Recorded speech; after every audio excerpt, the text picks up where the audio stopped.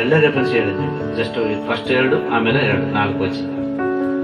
ಯಾಕಂದ್ರೆ ಬ್ರದರ್ ಸ್ವಾಮಿಯಲ್ಲಿ first message ಕೊಟ್ಟನಲ್ಲ, ಟೈಮ್ ಲಾಂಗ್ ಆಗತ್ತೆ, ಆಲ್ರೆಡಿ 8:45.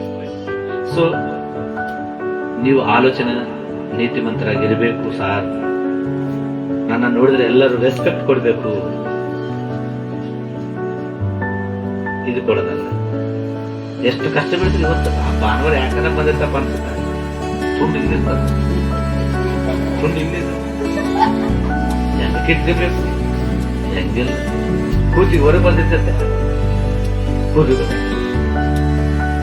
ವಾಕ್ಯದಾಗ ಬಂದ ಏನೇನಿಲ್ಲ, ವಾಕ್ಯ ಕೇಳ್ಬೇಕಂದ್ರೆ ಏನೇನು ಬೇಕು ಹೇಳ್ರಿ.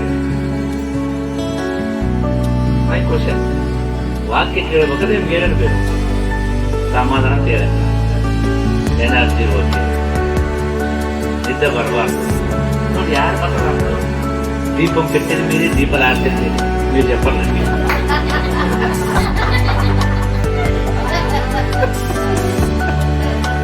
ಅರ್ಥ ಆಗಿಲ್ಲಲ್ಲ ಹೇಳ.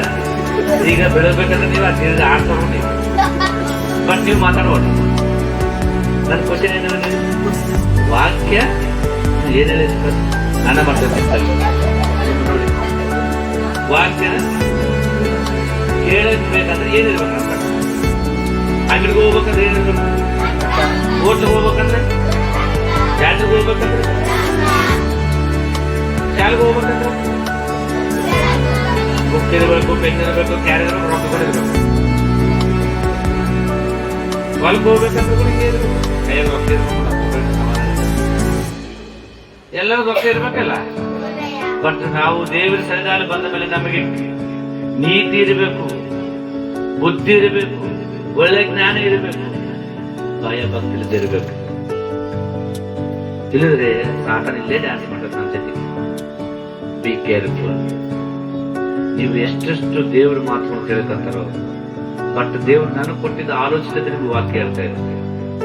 ಇವಾಗ ದೊಡ್ಡವ್ರು ಬರ್ತಾರೆ ನಮ್ಗಿಂತ ಜಾಸ್ತಿ, ಅವ್ರ ಪಾಪ ಲ್ಯಾಂಗ್ವೇಜ್ ಪ್ರಾಬ್ಲಮ್, ಅವ್ರ ಮಾತುಗಳನ್ನ ಅರ್ಥ ಆಗ್ತದೆ ಅಂತಾನೆ. ಹೌದೇನು? ಅವರು ನಮ್ಗೆ ಎತ್ತರದ ಮಾದೂರಿಂದ ಬರ್ತಾರಲ್ಲ, ಕೇರಳ ಪಾಸ್ಟ್ಗಳು ಬರ್ತಾರೆ, ಪಾಪ ಅವ್ರ ಲ್ಯಾಂಗ್ವೇಜ್ ಬೇರೆ, ನಮ್ಮ ಲ್ಯಾಂಗ್ವೇಜ್ ಬೇರೆ. ಬಟ್ ಅವ್ರು ಆದ್ರೂ ಹೇಳ್ತಾರ, ಅಷ್ಟೊಂದು ಪರ್ಫೆಕ್ಟ್ ನಮ್ಗೆ ಅರ್ಥ ಆಗ್ತದೆ. ಕೇರಳ ಪಾಸ್ಟ್ ಬಂದ್ರೆ ಪಾಪ ನಮ್ಗೆ ಒಂದೇ ಆಸೆ ಇರ್ತದೆ. ಇವತ್ತು ಪಾಸ್ಟ್ ನಮ್ಗೆ ಗಿಫ್ಟ್ ಏನ್ ತಂದನ, ಬ್ಯಾಗ್ ತಂದನ, ಪೆನ್ ತಂದನ, ಸೀರೆ ತಂದನ, ಓದ್ಕೊಳಕ್ಕೆ ಏನೋ ಮಾಡ್ಕೊಡ. ವಾಕ್ಯ ಏನೋ ನಮ್ಮ ಮಾತ್ರ ಕೇಳಿದ್ರೆ ನಾನು ನೋಡಿದ್ದೀನಿ ನನ್ನ ಸರ್ವಿಸ್.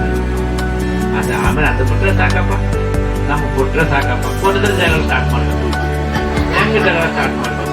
ನಾವು ನೀತಿ ಮಾತ್ರ ಅಲ್ಲ, ನಾವು ಪಾಠದ ಟಾಪ್ ನಂಬರ್ 1 ಯಾರಪ್ಪ,